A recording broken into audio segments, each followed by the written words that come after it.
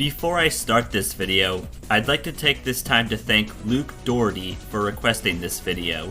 If you would like to request a video, simply type your idea in the comments and I'll consider it as well as display your comment like so. Now, onto the video.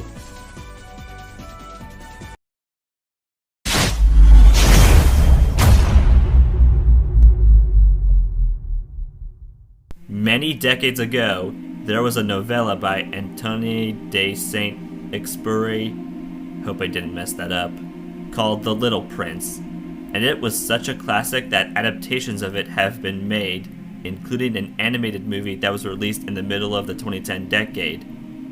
That film is why I'm here today, to see if it's a wonder to behold, or is it something inessential that must be made into something essential.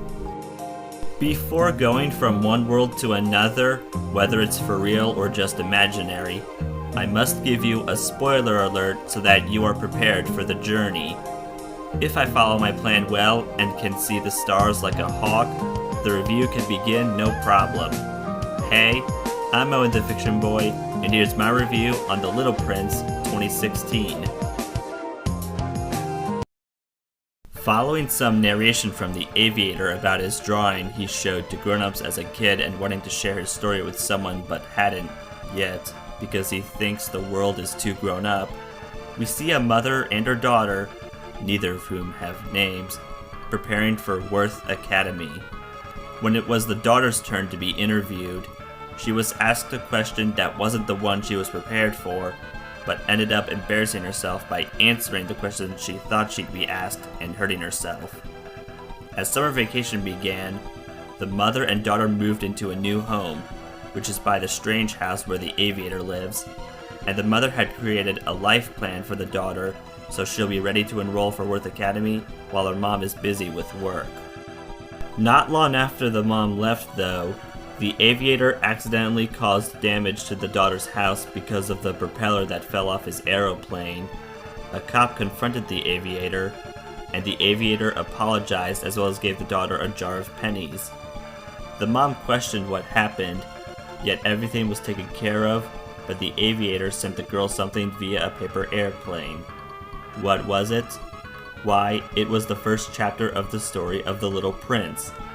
At first she wasn't interested due to still being mad at the aviator, and the same went for the mom when she got an envelope from him. Though when the girl got a cut as she was counting the pennies, she saw there were some small objects in the jar. They are the sword that caused the cut in the first place, a green marble, a seashell, a rose, an aeroplane, and a figure of the Little Prince. This made the girl curious about how the tale goes, so she read the first chapter where the aviator was flying his plane, ended up stranded in a desert, and met the boy he calls the Little Prince, who asked him to draw a sheep. The first two sheep drawings weren't that great, yet the third sheep, which looked more like a brick with 3 holes on it, was accepted as the boy saw it as a sheep inside the box. Impressed by how the story began, the girl went to the aviator's house to return the drawing, asked the aviator numerous questions, saw the aviator's many possessions, and the next chapter of the story was being told. The Little Prince lived on an asteroid B612 to be exact, and after cleaning the sprouts all around, he discovered a rose he fell in love with. Yet they were both too young to love, so they separated. After that part of the story, the daughter tells the mom about having a friend, and they agreed to make time for that on the life plan.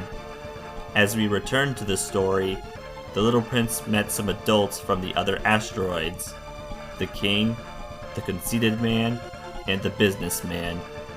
Upon the aviator giving the daughter a toy fox, the Little Prince met a snake on Earth along with a fox to befriend, and a field full of roses similar to the one he fell in love with at his home asteroid.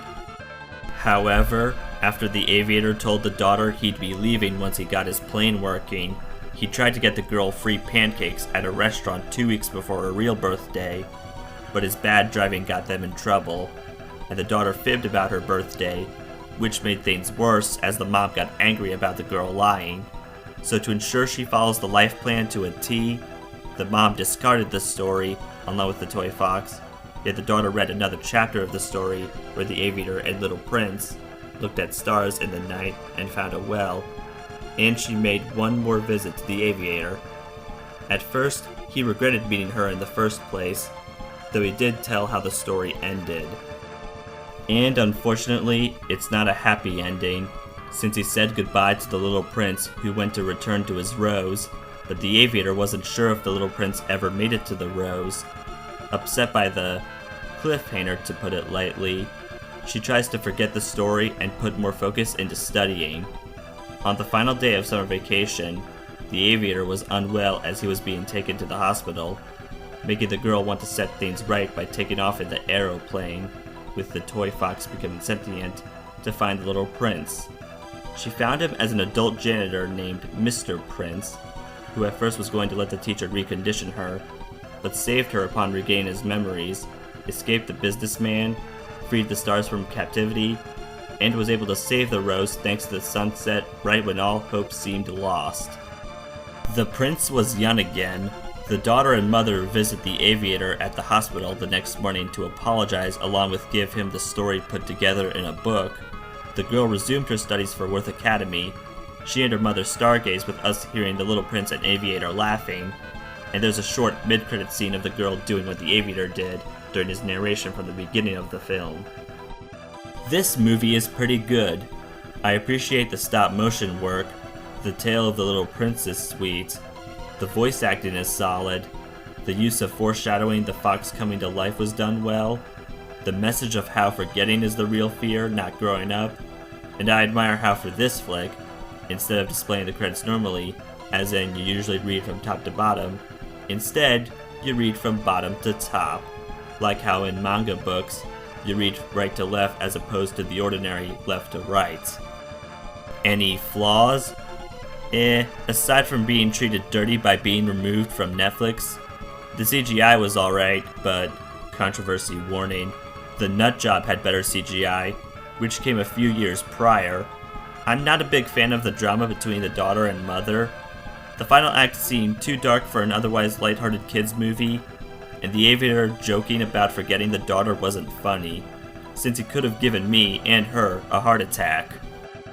The Little Prince 2016 is a movie that I like and would be fine with seeing every once in a while, but would only give it a bronze, maybe silver, medal, so I'll give it 4 out of 5 stars. If you have time and money, you can view this flick once or twice, or you can wait to see if it comes back to streaming, but regardless, no matter if you're old or young, your memories are a precious part of you, so be sure you hold on to them as tight as a hug. Still need more fiction? Then please give this video a like, subscribe, share, and turn on notifications.